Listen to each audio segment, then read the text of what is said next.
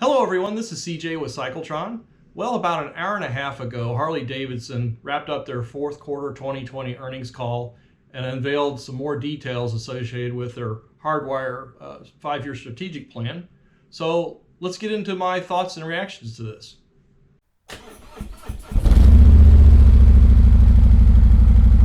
So let's get into the fourth quarter 2020 earnings call presentation. These were the people for Harley Davidson leading the call.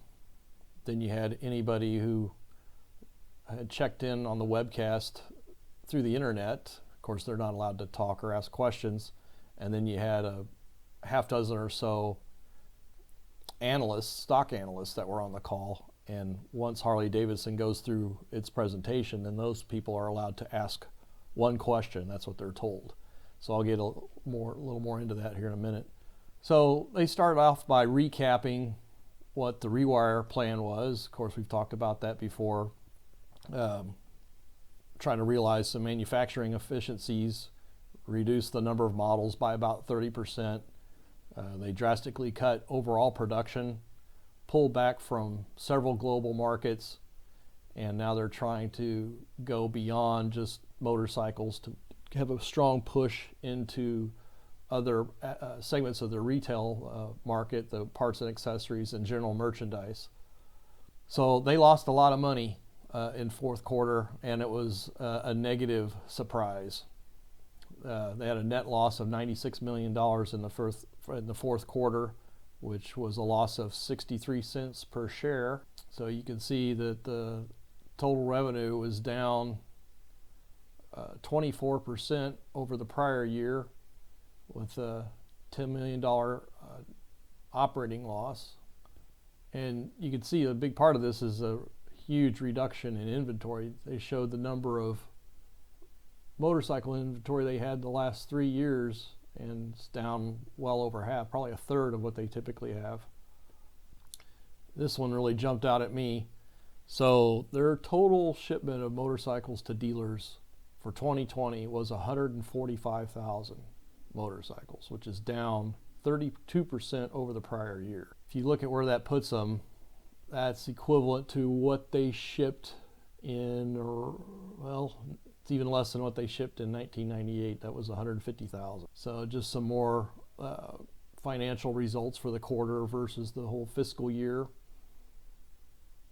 And this is how Wall Street reacted to that news. Stock was down over 21% about the first hour of trading, which is an interesting contrast because it was up about that same amount after the third quarter earnings report. At the time, I remember thinking in third quarter that it was just too good to be true, and I thought they had maybe resorted to some one-time accounting tactics to really pump up their earnings in third quarter. And that fourth quarter, the chickens would come home to roost, quite possibly. But they were playing their cards close to their vest, which they're doing even more so here going forward.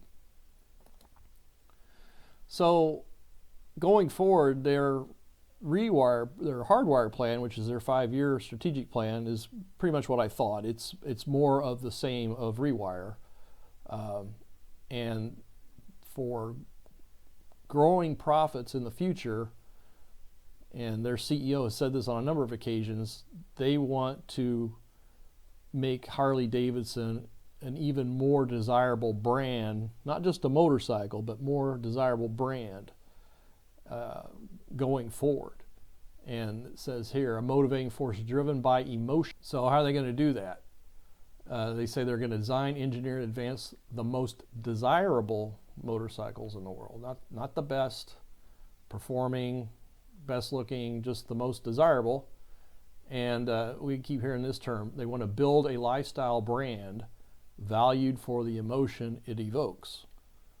I mean, I thought that was one of the things kind of holding Harley back, was the lifestyle aspect of it and how segmented their customer base has been. So I think they got a different idea for that. And it says here, focus on customers and their pursuit of adventure, freedom for the soul. So how this might look, they have another slide here. They don't want you to just have a desire for a motorcycle. They want to sell general merchandise, accessories, take part in motorcycle-related community events, finance your purchases through their financial arm. So they talk about the Hardwire strategic priorities, and these were very vague. So profit focus, well, yeah, every business is going to be focused on profit.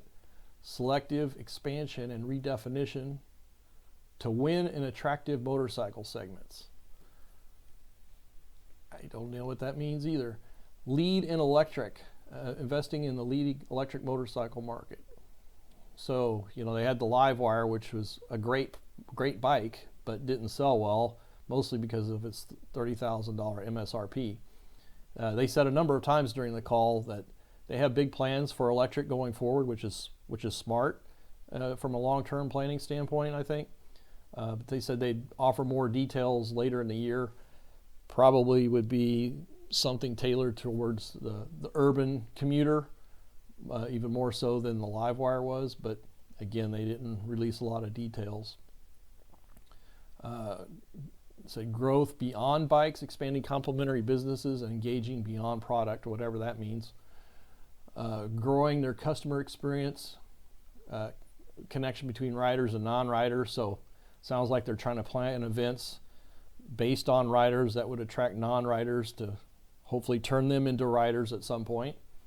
Again, completely lacking in details. And inclusive stakeholder management, prioritizing people, planet, and profit. Interesting aspect of that is that they're going to offer stock ownership to 4,500 employees throughout Harley Davidson, which I think that's probably smart.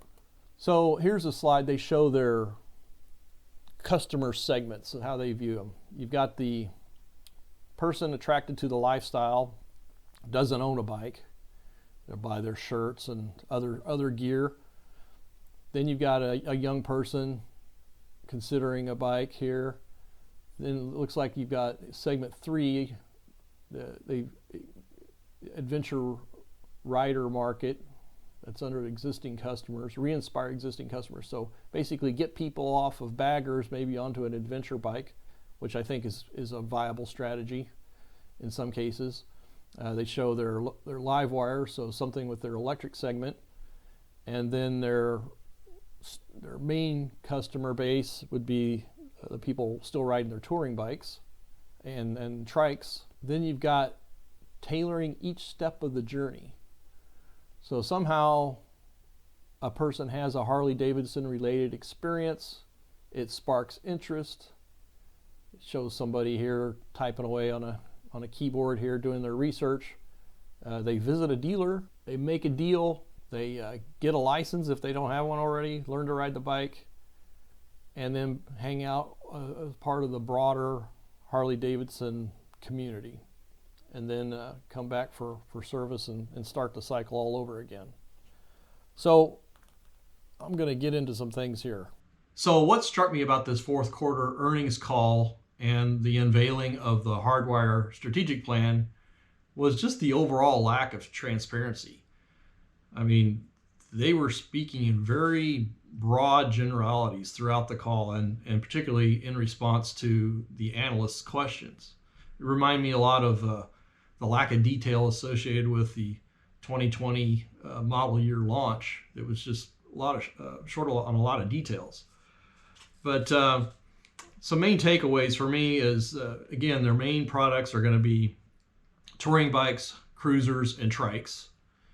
They've pretty much walked away from the smaller displacement motorcycle space for now. The company is very much looking forward to the launch of the Pan America later this month. And that would include information about the new cruiser line with the Revolution Max engine would also be mentioned as part of the Pan America unveiling. So what struck me about the earnings call and their unveiling of the Hardwire strategic plan was just the overall lack of transparency, just really thin on details. The analysts this time, to their credit, followed up with additional questions, even though they were only supposed to ask one question. And that's because Harley consistently gave very vague answers. I thought they did the same thing in the third quarter earnings call, but it was even more so the case this go around. So some of the main takeaways is they still plan to focus on their main products, which is, of course, motorcycles, the heavyweight cruisers, touring bikes, and trikes. They also said that there'd be a lot more detail about what they're doing with their electric bikes later this year, but no details beyond that. It was kind of interesting when they mentioned electric bikes.